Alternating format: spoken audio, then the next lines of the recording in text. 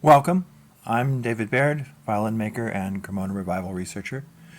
And we're going to take our further steps with our molds for the violin and the viola today.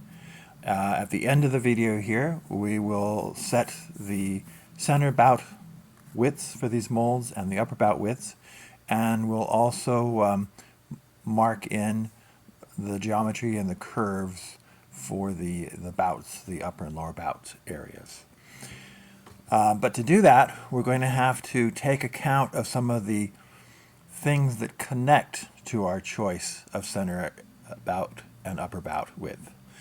Some of the choices in the Old Cremona methods connect and interrelate in surprising ways. We're going to use this collection of instruments: 3 cellos, 3 violas, 2 small violins, and 5 violins, regular violins. We're going to use this collection to see how these principles play out across a range of instruments. To get started, we're going to just look at some of the features that we're going to be dealing with and put some terms to that. So the width across the lower bout there also implies, importantly, a height from the bottom up to the middle. So you can visualize that as sort of a square around the lower bout, and similarly with the upper bout we can visualize a square, and they end up overlapping in the center. I've also marked in this drawing just some lines to show the center bout width from edge to edge and also from inset to inset. So a first consequence of the upper and lower bout and the overlap between them, is that the thinnest part of the instrument, the waist of the instrument, tends to be set midway through this. And this is the narrowest point of the instrument and important acoustically and in many design concepts. Also, we're going to find that the lowest point that the sound holes cut through, that lower shape there, that lower cut line, that's important in a lot of these concepts, as well as the bridge lines. And in these Cremona instruments, you'll see the peculiarity that the bridge line is marked by notches in the sound holes, and that there actually are 2 levels. There's a bridge line, a lower one, and there's an upper bridge line marked a little bit higher. And both of these are going to be important and play roles. Beyond these levels, we're going to be concerned with the location of the upper corners and the location of the lower corners, which we're going to consider to be set by the sort of inward join of the purfling. We're also concerned with the absolute center of the instrument. It is going to be represented, though, in our work by boxes that represent portions of the body length centered on the instrument. So the yellow box shown there represents the middle third of the instrument's length and also shows the width of that. And the smallest box, the red box there, is a third again, or a ninth of the body length. The orange box represents a seventh. Something to notice is how the sound holes and these areas divide the instrument up. To a certain extent, well, the waist is certainly, in a sense, the most flexible part. It is both the narrowest, and it also is cut through with the tops of the sound holes. In a similar way, the area just above the low cut line is cut through by the sound holes. It's also the location of the corners, but it's also sort of like a pivotal area of flex for the instrument. These upper and lower bounds sort of mark off an island that the bridge sits on, and this is a very central part of the instrument. And we notice also that it divides the instrument, creating sort of a closed box of air in the upper bout region, which is sort of opened by the sound holes there, and a lower box, more elongated, more horizontal, and more open at the top edge. You see how it's cut quite a bit all through the top area there. Also, we're particularly concerned with the center ninth of the instrument. Here, the center ninth is shown with the red box, and a circle of the same size is shown. This little area is basically right in front of the bridge, And it also pretty much corresponds with the heaviest, thickest part of the instrument in the back. All these levels, all these things are interactive, and we're going to see how that works. As we mentioned before, the waist typically is placed midway through the overlap of the lower bout and the upper bout areas. It can be anywhere in that lap, but midway is very much the archetypal position. The island width ends up being related to the distance from the low cut up to that waist area, primarily archetypally to the waist itself. The bridge line similarly is archetypally placed midway, again between the low cut and the waist itself. Similarly, there's an archetype for the corner levels. The basic idea is that the upper corners are placed at the top of the middle third, and the lower corner level is placed partway up in that middle third. In violas and cellos, it's placed 1/4 up that length, but we'll also see in violins that we'll see it placed 1/5 up. And then there's this relationship.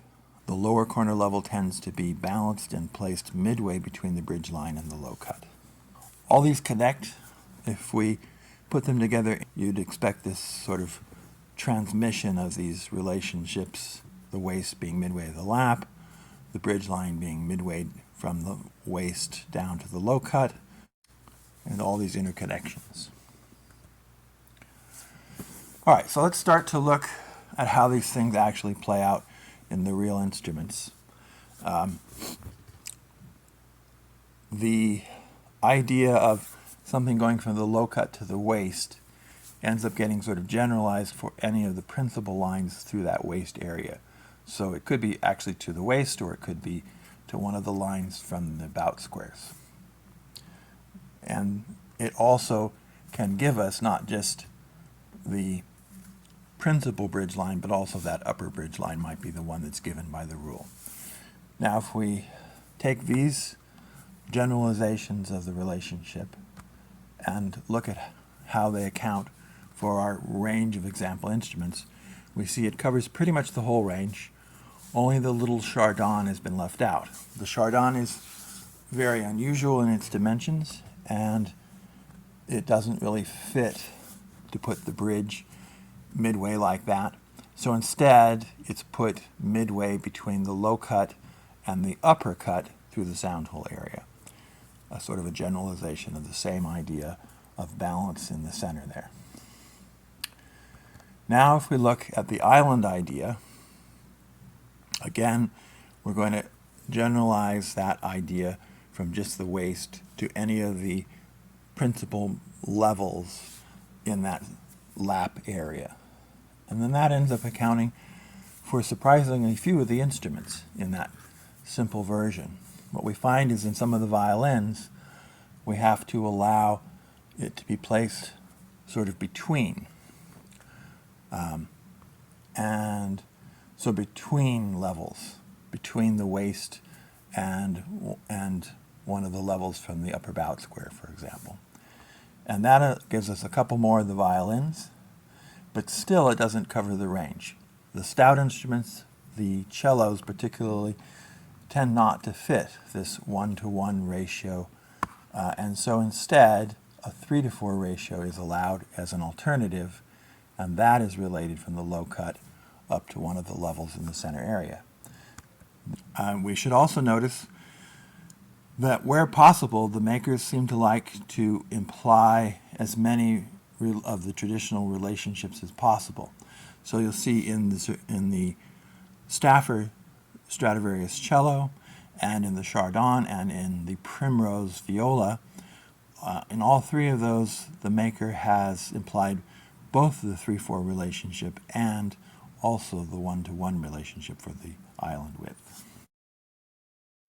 Here we look at the relationship that puts the low corner level midway between the bridge and the low cut. And again, to apply this in practice to a range of instruments, they generalize, and we see that the center ninth can sort of stand in for the bridge line, And when we allow that generalization, we account for most of the smaller instruments. When we go to the cellos, though, we find that it's placed halfway again between the center ninth level and the actual bridge line level. And then that accounts for the full range of instruments. Now we'll look at the corner levels. The basic first idea is that the upper corner level is placed in the third, and that the lower corner level is placed apart up through that middle third, either a quarter, usually in the stouter instruments like cellos and violas, or a fifth in the violins. So that accounts then for a number of the instruments, but it isn't the only idea. Let's look here at the primrose viola. You'll notice that it basically follows the expected rule. The corner level appears to be very close to the 1/3 and very close to the 1/4 up for the low corner level. But I've also marked in the length of the center ninth and marked that as a distance up from the waist itself, and the distance of the center seventh and mark that as a distance down from the waist. And these also strongly correspond to these two lines. And in fact, if you look very closely, you'll see that they correspond a little bit better. We have to generalize this principle, the idea of taking these two widths and making them distances from a center line. That's how they give themselves more options in these corner levels. This is the device that is seen across instruments. When we do that, we account for many more of the instruments now, and then we get the complete picture if once again we allow sort of midway compromises where we go halfway. So in two of the cellos, in the Castelbarco cello and in the Stafford cello, the center ninth up from one of the upper bout square levels suggests a placement of the upper corner level, and the third rule suggests a different location, and they disagree slightly, and the maker has placed, in both cases, placed the corner level midway between those two things suggested by the general rules. So that gives you a general feeling for a lot of these principles and how they interact. And this is important already as we consider our choice of the upper bout and the center bout widths. In the earlier videos, we set three initial things for the molds. We set the body length, a ratio to give us our width, and the inset. And that gave us a framework for the molds. But when we go to set the upper and center bout widths, this leads to the creation of the lap at the center, which then implies the waist, and which then implies connection to many other things. And we can't just randomly pick these widths. They have to end up coordinating well, and that's where we have to face this idea of interrelationship. It's also not quite as simple a situation. When we set the body length, we had nothing else to relate to. You just pick an appropriate number for the type of instrument. And with the inset, you have no worries. And then that gives you both the outside edge length for the body and the inset length for the body. Once you pick a ratio to give you the lower bout width, that also combines, and you now have these four lengths. And that was a very simple choice with no sort of interconnection to other things. But now we have four lengths to start from to create a ratio relationship to give us our center bout or upper bout. And so there are a lot of paths that we could take. We could set the upper bout from either the body or from the lower bout, and then and the same thing with the center bout. But once we have either the center bout or the upper bout, we could also potentially set the other one from that. And historically, we see all these possibilities used, and many ratios appropriate to these choices. So there end up being a lot of combinations. If you take account the idea that a body length can be either edge or inset, and about length can also be edge or inset, this little chart here is actually hiding more than 180 potential pathways for setting these widths. So it gets a little bit complicated. And some of these combinations will end up producing very similar results. Some of them will end up looking like they imply several of the other ratios, even though you set it by picking one. And we also see, sort of as a simplification, we occasionally see Cremona makers, not usually Stradivarius, but in some of the other families, we occasionally see them setting either the upper bout or the center bout by a direct Oncia measure that ends up perhaps being very close to several of these ratios, but not exactly, and ends up being sort of a simplified solution. But in any event, we solve all these many possibilities by choosing one, and because of the interrelatedness, generally we don't just pick these numbers out of a hat. Generally what we're doing is we're repeating successful combinations of choices from other instruments, either recent instruments that we had success with or instruments from long ago that are known to have been successful. And so usually we're repeating combinations of choices with only a few little explorations of, what happens if I want the center bout to be a little bit bigger?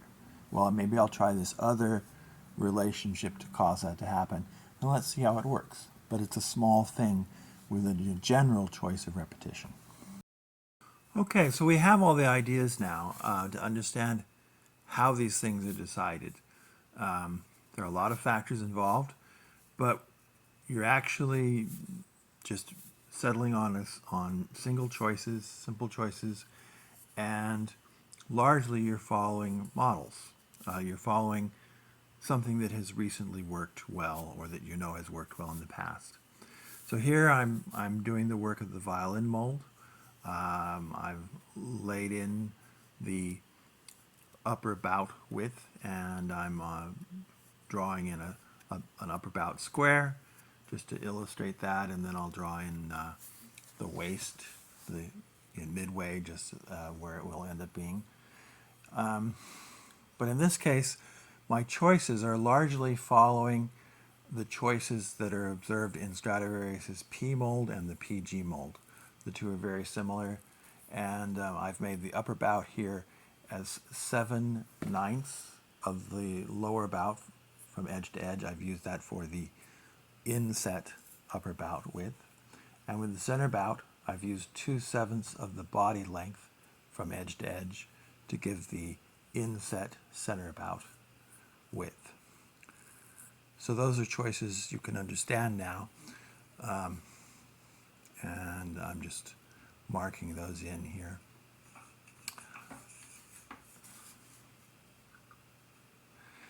After this, we'll put in the curves for the lower bout and the upper bout.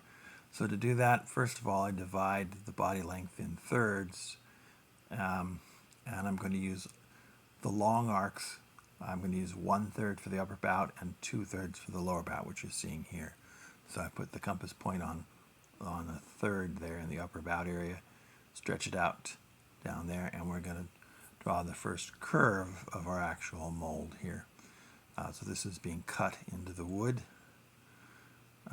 That end of that compass is sharpened to sort of a spade-shaped blade so that it cuts through the fibers of the wood. It's not just a marking, it cuts clean. And so there we have that first curve. And then we're going to use the same center point and do a 1/3 of body length long arc for the upper bout area. And we did look at the bout geometry and how that works in general in earlier videos, if you want to go back and see those ideas more clearly.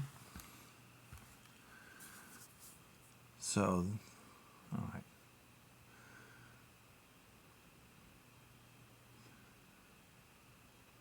So now what I'm doing is I'm preparing to do the vesicae arcs.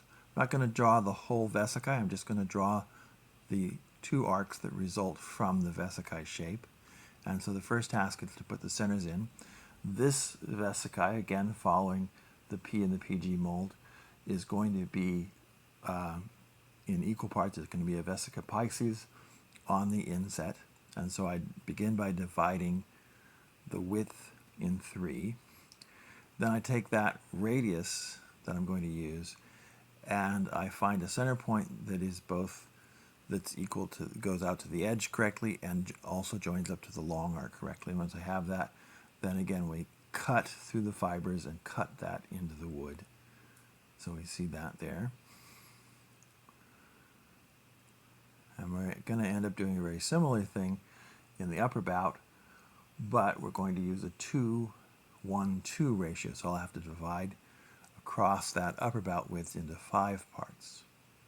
So that's what's happening here. We're dividing it up into 5 parts. So then the radius will be 2/5 of that width. And again, I have to find the correct center. Here, what I'm doing is drawing a line from the center of the long arc and through the centers of the vesicae. And where it crosses that long arc, that's the joining point. That's where the two arcs join each other. And it's good to know where that is cleanly because it makes for a cleaner cut of the shape. Again, we're cutting those arcs in, and that pretty much does it. So then we're on to the viola mold. It's very similar, but here I'm mostly drawing my ideas for this viola from choices in the Primrose and other important contralto violas from the classical era, including the CV mold of Stradivarius a little bit. Here I've settled on making the upper bout, the outer edge width of the upper bout, 5/6 of the lower bout's inset. That's the choice I'm using. And then when we come to the center bout, I will set the inset center bout as 1/2 of the lower bout from edge to edge. So the insets play a role in this. They have to be marked in carefully. There we are, etching one of the arcs. The vesicae on this, I've used 2:1:2 again and for the upper bout, but with the lower bout I had to divide the width into 11 parts, which is a little bit harder, for a 4:3:4 ratio. That's what I wanted in this mold. And that idea I got from observing the Primrose. There we are, cutting that in. Look at the up about there.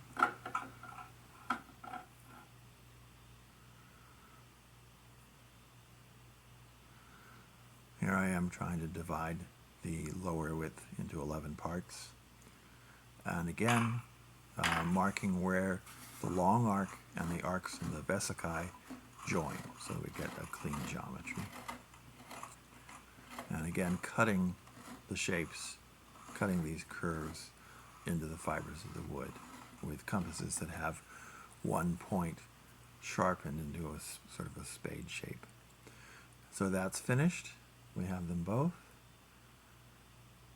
And they're the final picture to look at. Thank you for watching.